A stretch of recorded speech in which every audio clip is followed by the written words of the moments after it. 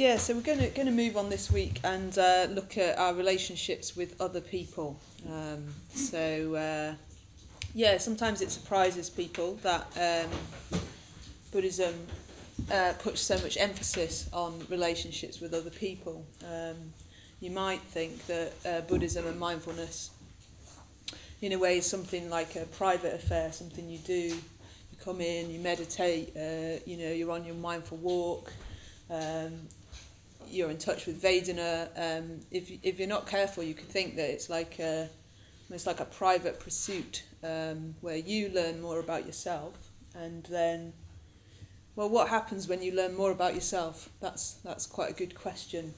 So I've started to sort of pick up from people that when you start to learn more about yourself and you do these practices, it's like it starts to shape and change how you are. Yeah, you sort of start to think, oh, that's me doing that thing again, whatever the habit is, and there's just a little bit more time, isn't there, to pause and reflect and to almost start to think, oh, I'm not sure I want to sort of do that anymore, or I'm not sure I want to say that anymore, or oh, there's me, I'm lost in my story about something.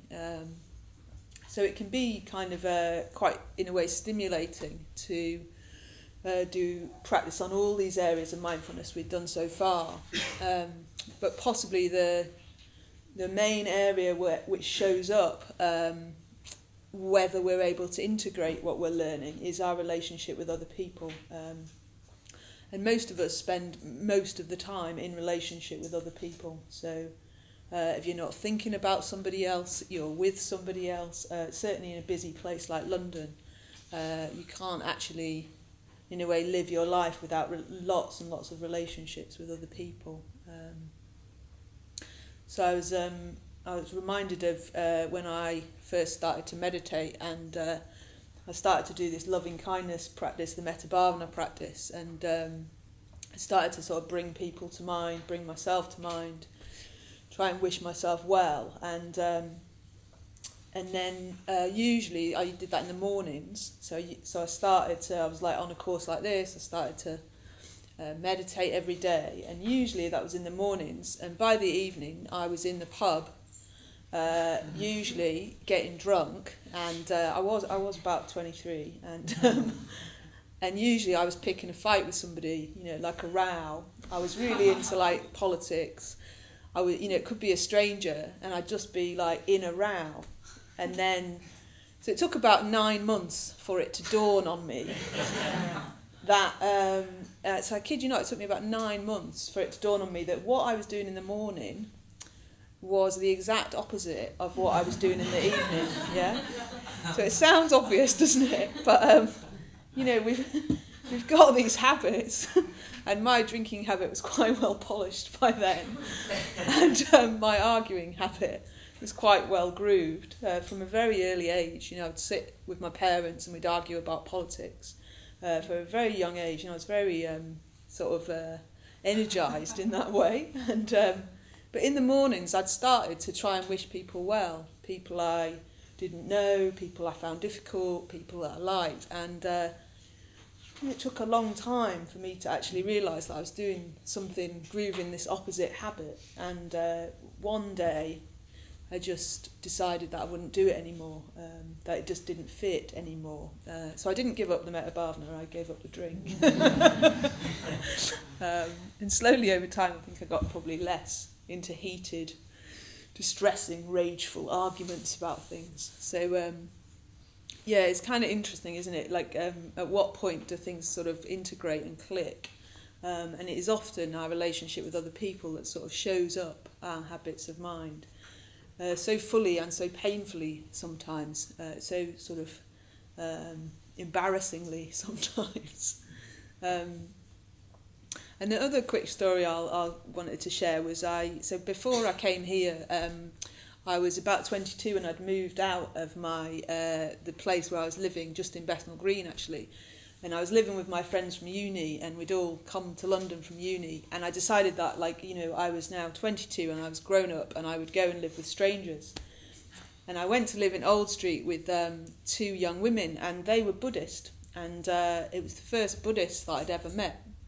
And they go to a different centre in London, not this centre, and a different tradition.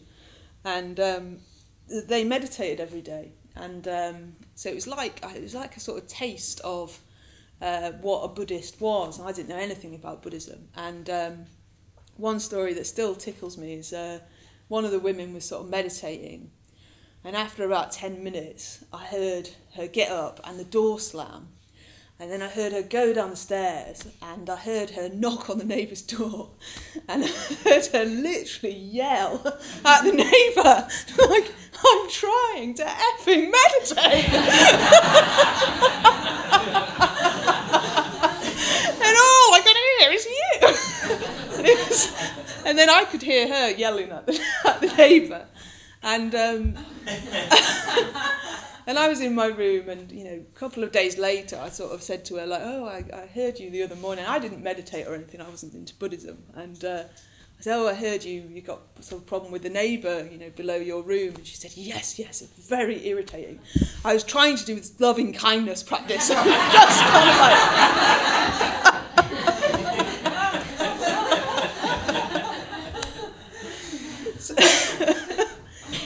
So it's like we sort of know, don't we? But it doesn't stop us just acting out these kind of habits.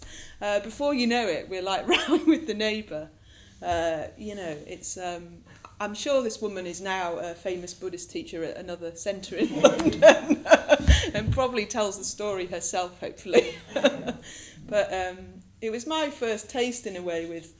Oh, okay, so maybe Buddhism's like something about what you do, not just what you what you do and how you are with people, rather than a set of teachings or theory or even meditation to a degree. It's like, oh, okay, it's about how we are in the world.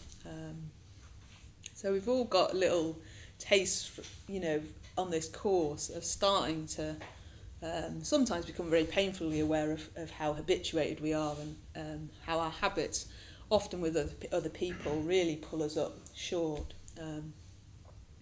And the good news is that doesn't stop. So me and my trail bandit have got lots of stories from our current life, I'm sure, of how we're pulled up short, in a way, by our relationships with others. It's like in meditation, things can go slow, can't they? There's time and space to see habits and patterns, which is really, really fruitful. But life runs fast. When you're not on the cushion, you just bump into somebody even, and then you're off, aren't you, into a much, much faster and much more complex sort of relational life. You've got your relationship with the environment, with other people.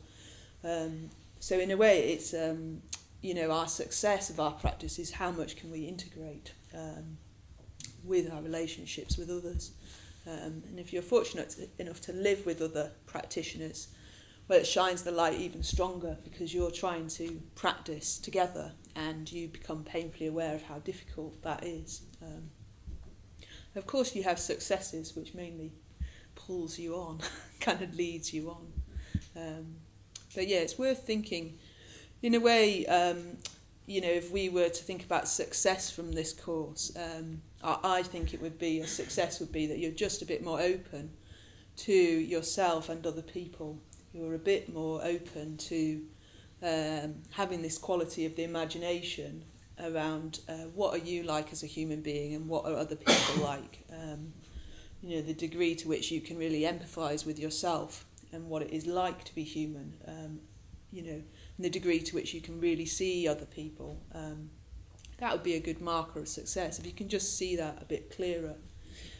And of course, when you're in touch with that, often you are just a bit kinder, because you realise it's so tough. It is tough when the neighbour's yelling and you're trying to do your Metta-Bhavana practice.